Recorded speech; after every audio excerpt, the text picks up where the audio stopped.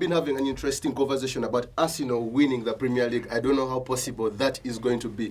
Welcome to the Hot Topic, a great evening from UC Focus TV. My name is Bildan. We have an amazing program lined up for you. We're having an amazing series lined up for you. First and foremost, I would like to welcome you all from the holiday and welcome to this new semester.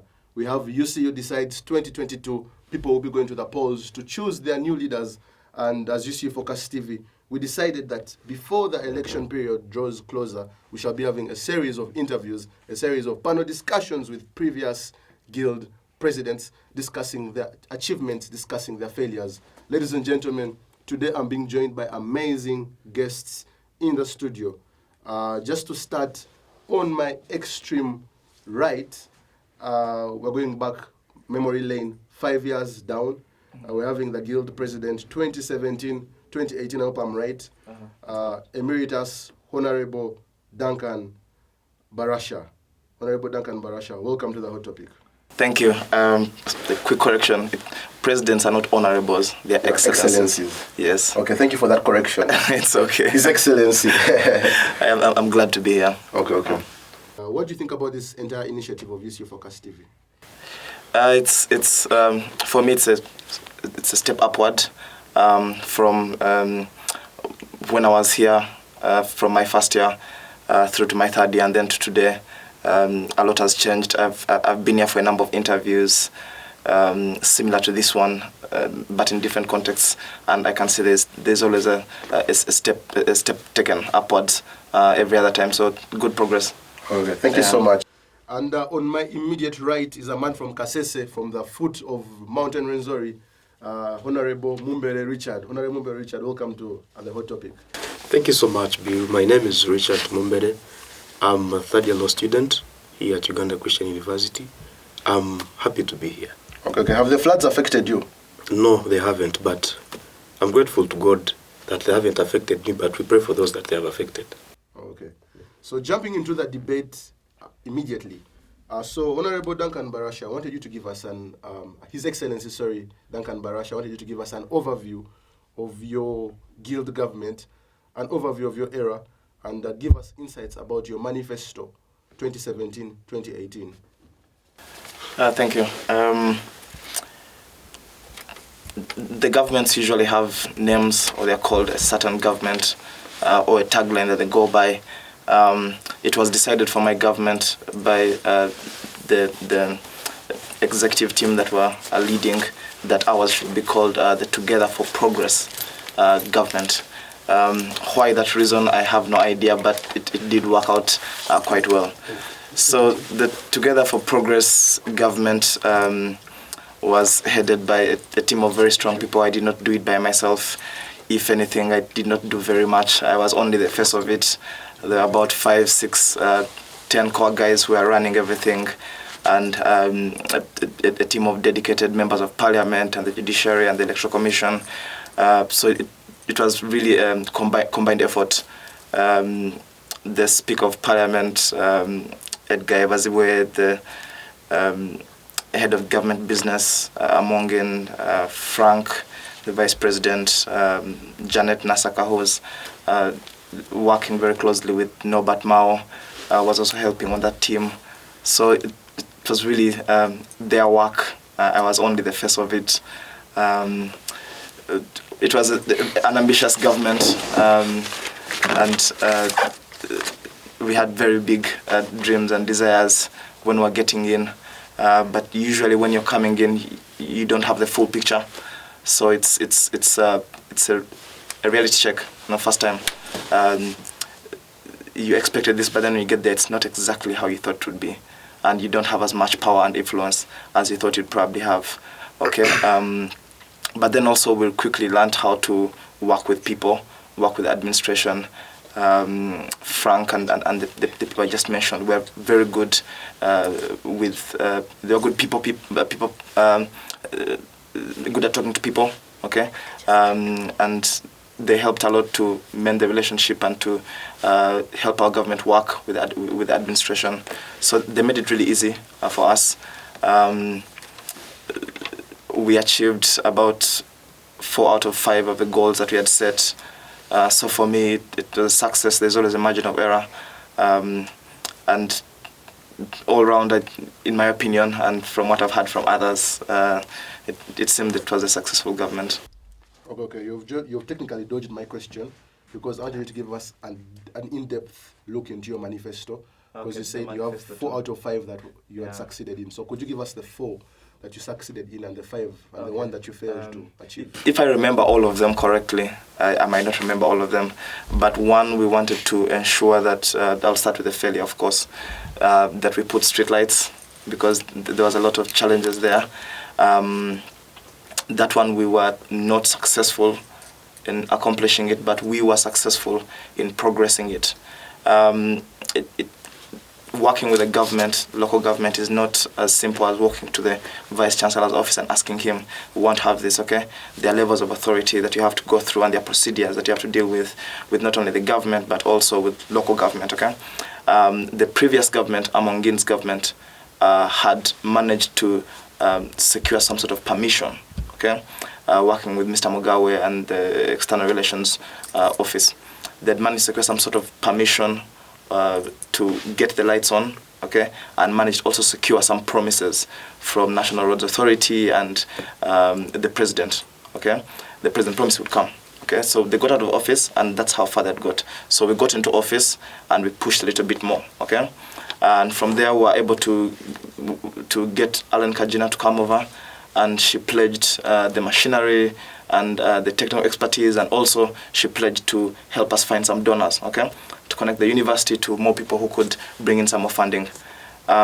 So the government that came after us also did a bit, and then you can see that in Kadaga's government, the president finally came here and made a pledge, and then gave some of it cash, and eventually I believe the rest of it came through, okay. So it's procedural. So we failed to accomplish it, but we made some progress, okay? The other, we wanted to ensure that this gate at Words of Hope was opened, because there was challenges of access and students had to go all the way around.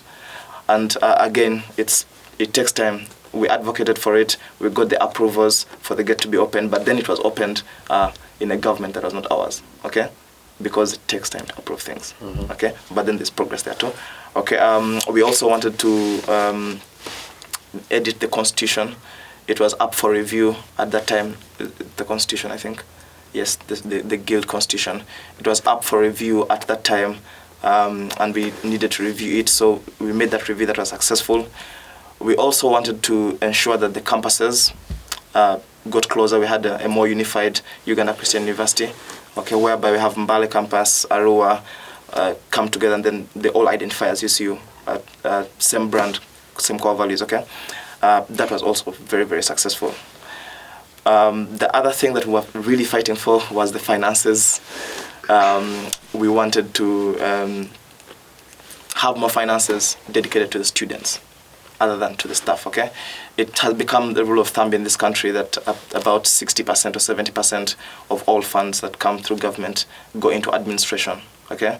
They go into paying people salaries and allowances, and what actually goes to doing the work for the students, okay, or for generally the citizens of the country is about 30 or 40% left, okay? And then most of it is squandered through corruption and something like this. So we wanted to change that narrative. And one of the things that we did is that we had people who, we had a lot of cost cutting, okay? For instance, the previous governments had always taken a trip outside the country to whichever country they'd want to go to, okay? As long as they had the finances to pay it off, okay? They would take that. The guild president would go wherever he would probably want to. Some before me went to like Europe or I don't know, Ghana or somewhere, okay? Different country. So we wanted to change that. So, but it required people to have a strong will to accept that we should not be taking this money for ourselves and we should be giving it to the students more, okay? Should be helping students. And drastic changes were made. We decided that we shall not take a trip outside the country. We decided that if the president should not take a trip that's more than 10 million or something like this, or 5 million, okay? I think I took the lowest, and I was ridiculed a lot for taking a very cheap trip, and said, no, but you're the president, you should go somewhere outside country. I said, no, it's not necessary. You know, there are more students that need this money for guild fund and something, yeah. And then we also successfully really increased the number of of people that are receiving Guild Fund and the contributions to Guild Fund, because usually it's from students' tuition that we collect that money and from the Guild gives, okay? But now we had external contributors, many external contributors who were doing small businesses on campus, selling sweets and things like that, and they would give back to the Guild, okay? A certain percentage, so that helped boost. Yeah, so we did manage in those ways to unify the students and the other campuses. Also, we made effort to visit all the other campuses. It was the first time that a Guild president from main campus went to each of the campuses to listen to the students and find out exactly what's happening to them, because the Guild president of main campus is also the president of all the other campuses, okay, in some way. Okay, in some way. Yeah. Okay, thank you so much for that great insight. I'm coming over to Richard Mumbere. So you've had former Guild President, His Excellency Barasha Duncan, taking us through his manifesto. Now, as a person, a youngin, because you came 5 years into the system after his government, what have you heard about his government? And out of his manifesto, what key points do you pick out of it? His Excellency Duncan has really portrayed a very good stand from my own point of view. Because when you look at him, basically everything about his whole government system was teamwork. You see, when he started, he told you that I was the face of the government. But deep down inside, we had a very good team that was doing things for us. So what I pick out from his manifesto, which was actually, most of it, I can say 90% of it, that was student-centered, as you can see from the achievements he had and the intentions he had. Someone skipping a trip to Europe. Someone skipping a trip maybe to luxurious places and choosing to not go anywhere that is not so luxurious and being ridiculed for that. It really is a very good heart. But then, for some of the achievements, sincerely speaking, some of the achievements like more funds for students from the university to the students instead of going to the staff and the administration, some of those achievements, for you to achieve them, you really must be having, I'm going to say, something like hands in achieving something like that. So if you really try to do this and you get it, then maybe you are just their handwork. I don't know if you get me on that. But then, so you're trying to call Mr. Barasha a puppet? I didn't say that. It came from your words. I didn't do that. But anyway, what I was saying is, some of the achievements like trying to reduce the funds that are meant for administration of the institutions and give them to students is really hard, though it is necessary. And for you to achieve it, if you get something like that, then who are you? Yeah. So, Mr. Barasha, looking back at your achievements, you talked of the street lights, advocating for them and trying to push for them. 5 years down the road, are you happy with the street lighting right now? Not entirely. A few places have been lit up, okay? Most of it has been lights that are within the university but reflecting outside, okay? And this is a discussion that I had with Mr. Mugawe and my team when we were in office. And he said that we have to understand that the government puts restrictions, okay? You are not allowed to make a road, even if you have the money to make the road. Why? Because it's a government job, okay? It's a public utility. In the same way, the university is not allowed to put street lights on the road, okay? This is now the procedures, okay, that bog things down and make things very difficult. But if it was entirely the university's will, they take the money, put the street lights, okay? So some of the lighting that has improved from the time I was here, okay, because you need to appreciate that it was not like this always. You need to appreciate that the roads were not always tarmacked, okay? When we started campus in our first year, it was mud, okay? Now everywhere is tarmacked or paved or something like this, okay? So it's gradual. I am not entirely pleased. There's some improvement, but there's still a whole long way to go because it's the safety of students, okay? And that's very, very important, safety of the students, their lives, their property. So there's still a lot more to do. The government and the local government need to, be more forthcoming, okay? And meet the university on the level of political will to go and do this thing, okay? Because the university is willing, but then there are restrictions that are beyond it. Yeah, so not yet there. Out of 100, maybe 30%, 40% satisfied, but yeah, still a lot to do. Yeah, Mr. Mumbe, I'm throwing you the same question. Yeah, 5 years down the road, do you think the leaders we're having now are competent enough to be leaders? Because you can't have a road, you can't have street lights, and you're advocating for them for 5 years, and they're not being fully installed. Do you think the leaders we're having now are doing enough?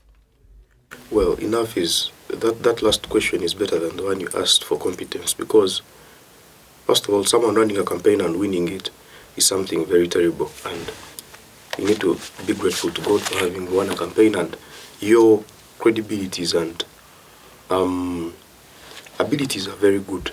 But now, 5 years down the road, talking about the same thing sends something to us. These people are just probably manipulating us and giving us fake promises. Because, like His Excellency Duncan has told you, it is about the university coming together with the local people around.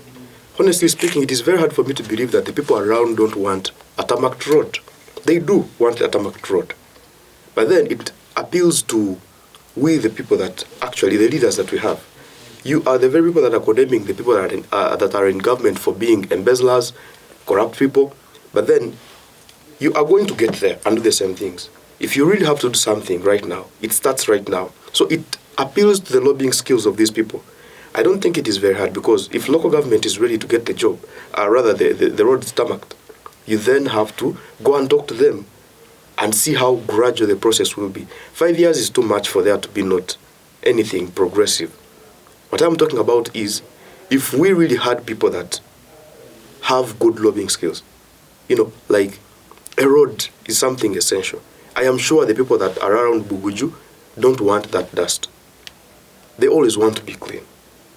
And I am sure even the university students need it. So you cannot leave it to the university administration to go and do that for you. You are the students who are suffering. And because we have chosen to give leaders mandate to do some things for us, we expect better from them. So honestly speaking, just giving us promises and saying maybe we should wait, do what, I think they can do better. Because we had the president coming here in Kadaga's time. When the president came in here, he did some things. And maybe when the president was here, they still could have told him that we want the road. And maybe they told him. And what if they told him? Maybe they never followed it up. And they've been silent on it. So I think the road can be made. Only if we choose to talk to the local government, only if we choose to sit down and say we want a road made by our leaders themselves. It is not something that you're going to wake up in a single day and say, give us the road. Let it be done. As he told you, that UC does not have the mandate. Because if it had the mandate, that road would be done long time ago. But because it is between the government and the students, and of which the students can afford to do that, by actually talking to this local government and say, hey, this road is bad. Do something. So I think they can do better. You think the government can do better? I think they can do better. Ladies and gentlemen, we're in the middle of the hot topic, and right now we're hosting His Excellency Emeritus Duncan Barasha, Guild President 2017-2018, and yeah, the house is getting hotter right now. Please go on our social media platforms, on our Twitter page, and follow UCU Focus TV on Twitter, UCU Focus TV on Instagram, and of course this YouTube page. Go hit the subscribe button, and of course hit the alarm bell so you can get notified in case we do post anything. So I'm still here with Honorable Barasha. Honorable Barasha, during your government, there was an issue of tenants, which I'm sure you're well versed with. You had the issue of tenants getting pay. Were you too soft? Because you were supposed to get pay from tenants for working in the university. Were you a very soft guild president? The guys I worked with would disagree with you. They will tell you that it's very strict, hardliner, very difficult to convince or alter. The issue of the tenants requires some context and understanding. When I was in the guild, I did not fully comprehend it and understand it. After my time at the university, I served in the planning office where I had hands-on with these guys, okay? Now, there are tenants that pay a yearly or monthly income periodically to the guild, okay? Not everyone pays to the guild, okay? This money is paid in terms of rent, okay? And there's an agreement between the guild and the DOSA's office and that particular tenant, okay? When they receive when the payment is due, they send that money to the bank automatically, okay? And through the accounting system, something is allocated to the guild, okay? Guild tenant fees. During my time, I don't remember us having a very big fuss about it. There were issues whereby we felt that the amount needed to increase because it had been the same for a very long period of time, and we had to factor in things like inflation and change in cost of living, okay?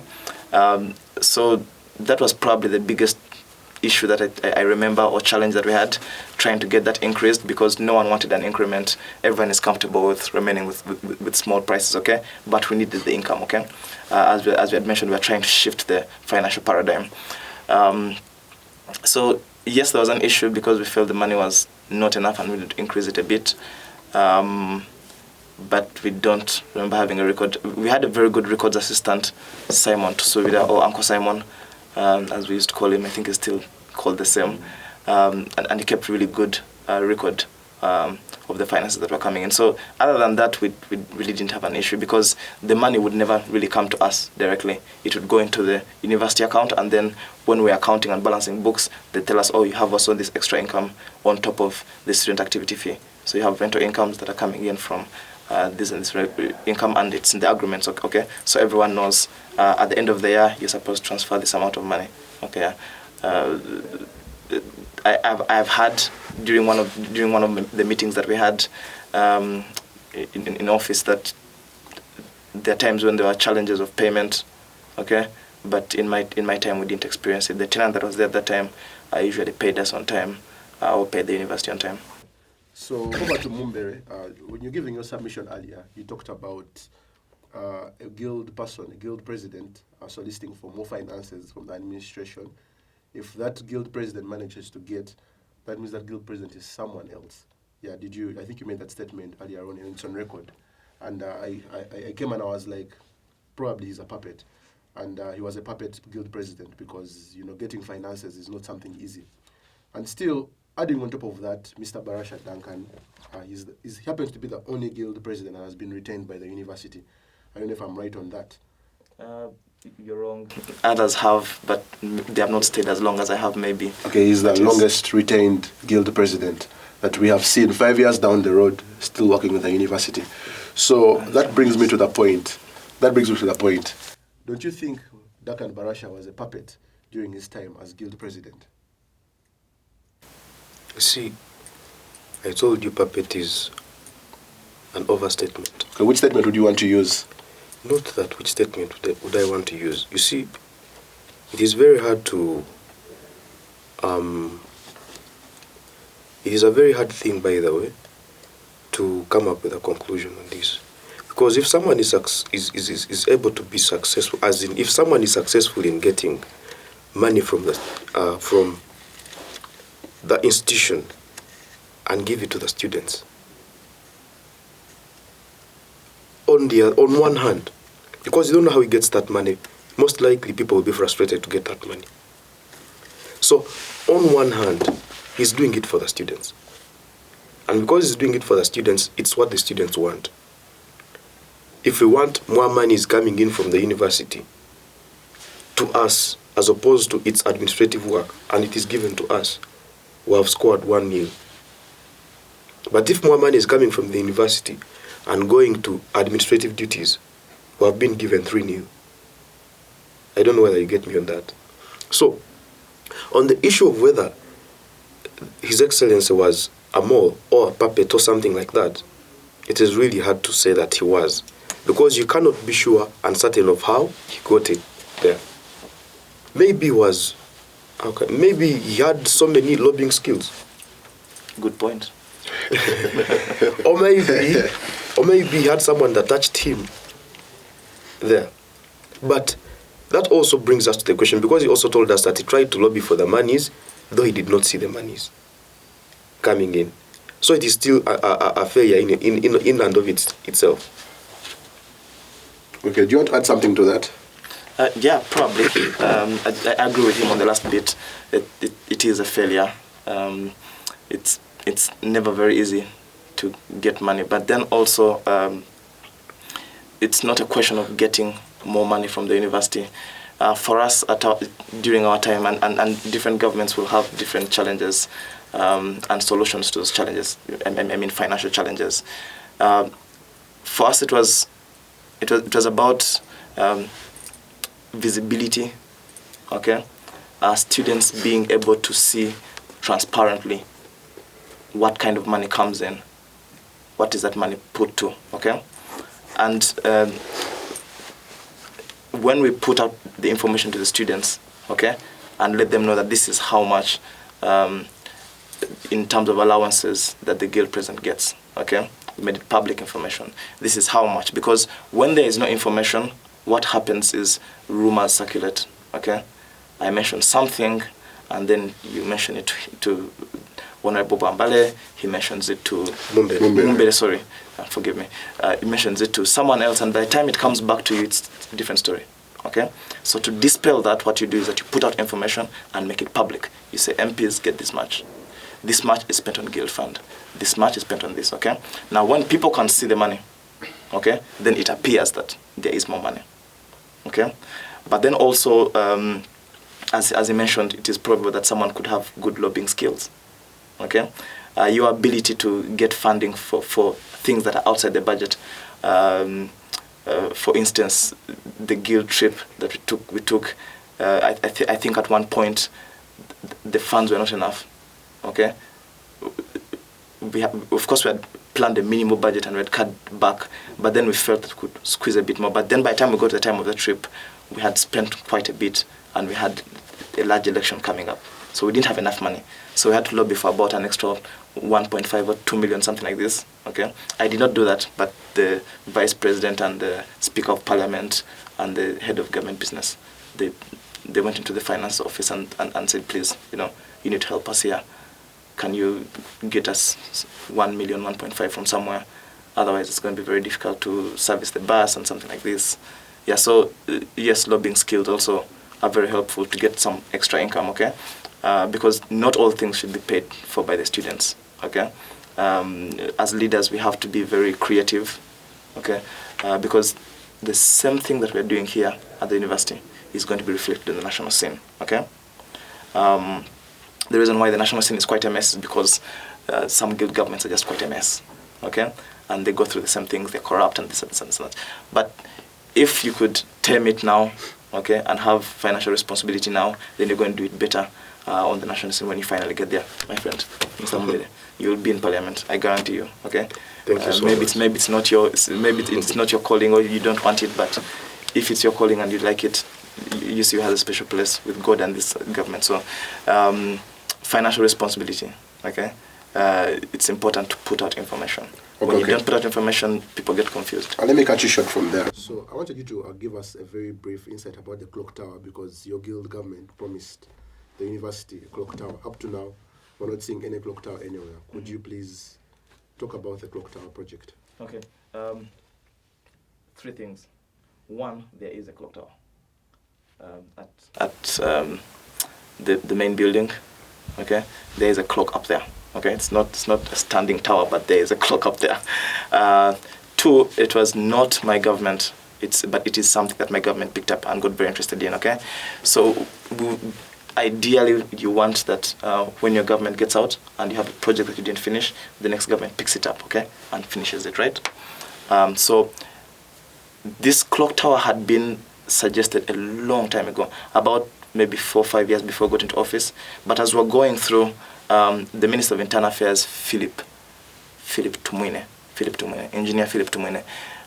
he went through the files and found that one government had tried to put up a tower.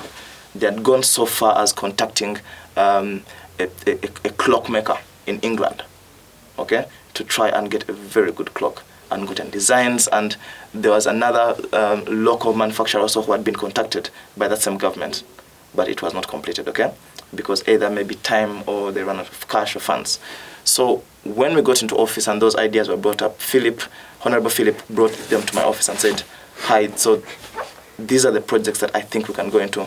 There's a clock tower, there's purchasing a bus, there's drinking water, putting drinking water on campus, okay? So I said, okay, fine, interesting, what do we go with? So when we did the analytics, the mathematics, we could really afford drinking water on campus. The clock tower was expensive. Getting a clockmaker that we wanted, one from England, was quite costly, okay? Because we wanted it to be a class thing that will remain for a long, long time. So we narrowed down on the water project after that, but the clock tower did not fail because of politics or anything, but it was down to choice. How much money do you have? What is realistic? And we realized that it was going to be a very huge thing, okay? Around where the fountain is, or near the library. Huge, big thing, and it was going to cost a lot of money. First building it, to getting the clock, then getting the expertise to come and fly in and fix the clock in. We realized, no, we want it, it will look nice, but we don't have the money. So decided to resort to the drinking water. Drinking water. Honorable Mumle, you've seen the drinking water points across the entire university. I've used them. You've used them. Yeah. So if you look at the project that Barasha Duncan's government brought into place, and projects other guild governments are bringing into place, what do you have to say about it? Well, apparently, I can see that from Honorable Duncan's, rather His Excellency Duncan's time, he brought in water. I know of Kadaga who brought in the street lights. Which are not functional, which are not fully installed. At least he did something. We have Amponda who brought the televisions and dustbins. Which are not functioning still. Yeah. Anyway, but I can see from the very instance, like when he told you from the very first word go, there was teamwork. He talked about how his parliament was coordinated, and maybe these guys passed counter policies that actually encouraged the institution to look at them and say these people have a reason to be here. From that drinking water, I've used it personally. It is a very good project. That is what I can say. On a scale to 10, out of 10, I would give it 7. It's a very good project. Okay. So over to Mr. Duncan Barasha. We did an investigative report on your government, and towards the end of your government, a lot of property went missing, a lot of laptops went missing from your office, from your cabinet entirely. People went with university property. What do you have to comment about it? One, I do not believe that people, when you say people, I believe you meant members of the government. Yes. I do not have it on record, and when we handed over, it was not on record anywhere. It is difficult to hand over when you have such a record. I will cite one guild president about 2 or 3 before me, who had a pending issue in the system, the financial issue, and he could not graduate and he could not get out before it was cleared. Okay, and also the government is held until you have to provide accountability for it. My government were not provided with laptops to use. As the president, I used to use my personal laptop. We were given a computer to use, but the president's computer is shared by about the 3 arms of government, about 3 arms, because at that time the speaker did not have a computer, so they were using that computer. The prime minister did not have a computer, so they're using that computer. It was only the office attendant that had the computer. So there were 2 computers in there, one used by the government, other used by the office attendant, because she has to type a lot of things and this and that and that. Okay, so no and these are big desktop computers. Okay, they are not small things. These big things. They're old models. Okay, I think that they could have been changed now. I'm not so sure, but I don't have it on record. At least by the time we handed over, that anyone had remained with some property. Okay. belong to the university. Mr. Mumbere, what lessons can other governments, other guild governments in the university learn from the Barasha era? Now, lessons to be learned from the Barasha era. Teamwork is a very important thing. I agree. Teamwork is a very important thing. If you guys are not a team, you'll definitely not achieve anything.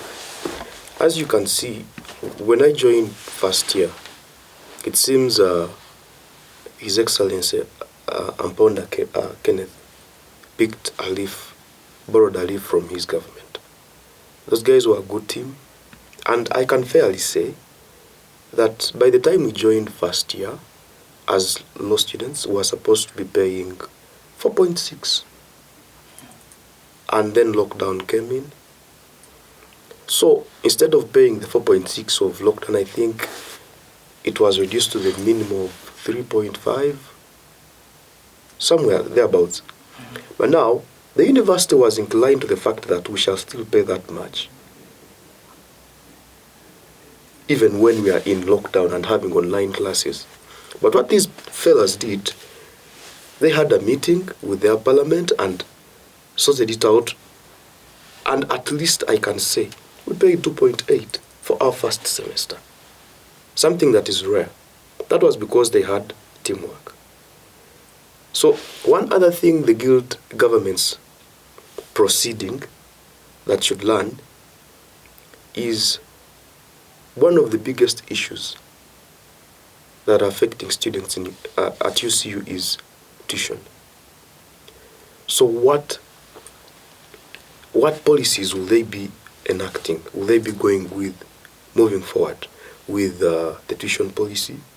If there has been a review, that means a review is still possible. But you cannot have that review without teamwork. Our tuition was reviewed. I can attest to this. In Amponda's time, there was a reduction, honestly speaking. Instead of paying over 3 million, we at least paid 2.8. And if it was not for the fact that these people advocated for the reduction, I'm sure we wouldn't have had that reduction, because I don't think the institution and its administration was thinking in that line. So that is something that is achievable. Also, we need to be transparent. There is no way you can get students to trust you without being transparent. You have to put out some things. For instance, what are you doing? You can't just be moving on and passing condolence messages, and you are only giving memos. And sometimes if students want a reduction, an increase or a reduction in the semester, they only have to remind you and then remember that they need it. You are their voice, you are supposed to speak for them. I think those are lessons that you can pick, to be proactive on behalf of the students, because that's why they give you the mandate. Mr. Duncan Barasha, what advice do you give to guild governments that are yet to come into power? Something that says, you have to be accountable to the people that have sent you there, okay? You have to be very transparent to them and say, hey, this is what I've found. Based on what I told you I'm going to do, this is what I'm currently doing. And when you're out, you say, okay, this is what I found, this is what I did, and this is what I left undone. So the next person when you're coming, please pick it up from here, okay? For me, the core values, the university's core values are very important. And as leaders, stewardship, number one, stewardship, Christ-centeredness. You can do it with those two, okay? And personally, maybe for as individuals, me to him, and me to any other person, if I happen to sit down with any of the leaders, you have to have respect, okay? Number one. Two, you have to be very committed. And three, you have to be very passionate about it. You have to wake up every morning and know that, I want to go and do this thing. I have chosen to go and do this thing. It is my life, okay? And I'm going to give everything, and I'm going to try everything. I'm going to put everything on the line. In Uganda, they say, "Okuyuwa mobili," you just leave everything out there. So you try to do that every day, and then you leave the rest to God. As long as you're doing your best, and you're keeping those people that put you there first. You think about them first before yourself, then everything else works. Any shot on national politics for you? I have no idea, God sent me to do this thing when I was at campus, so if he sends me to do it again, then I'll do it. Yeah, but I mean, His Excellency Duncan Barasha wouldn't sound so bad again. Yeah. Okay, that's amazing. We shall really support you on that. Rate your government out of 10. I'll rate it from what I've heard other people say about it. 7 out of 10. 8 out of 10 would be good. 7 out of 10. Yeah. Ladies and gentlemen, we have come to the end of the hot topic, the first hot topic, and we are having His Excellency Emeritus Duncan Barasha in the studios, and we've had a very interesting conversation into his era, the failures of his era, the successes of his era. So right now, before we can we're going to sign out in a few. As we are signing out, I want you to give people out there, the viewers out there, parting remarks. After your parting remarks, I want you to tell us, the viewers, what a mingling stick is in your local language. Yeah, we start from you, Richard Mumbere. Then we shall end with Emeritus. Oh, thank you so much. You said what again? What should I? Parting remarks to the people watching. Parting remarks. Say, ladies and gentlemen, gallant audience of this television for UC Focus TV. It has been my honor to address you today, talking matters institutional importance, and if anything, anyone that is going to be into this era of politics, coming into government, think about institution policy and what are you going to do about it. As for the mingling stick in my in my local language, we call it omuko. Omuko. Yeah. Okay, thank you so much. Over to His Excellency Duncan Barasha. A mingling stick in my language. I'm a Muchiga, so a mingling stick is omuiko. Omuiko. Omuiko. Yeah, omuiko. Yeah. And parting shots, guys, don't hold me against this if it doesn't turn out to actually happen. But Arsenal is beating Tottenham this weekend. Come on, you guys! Ladies and gentlemen, I've come to the end of this show. United is beating City. Ladies and gentlemen, we have come to the climax of this show.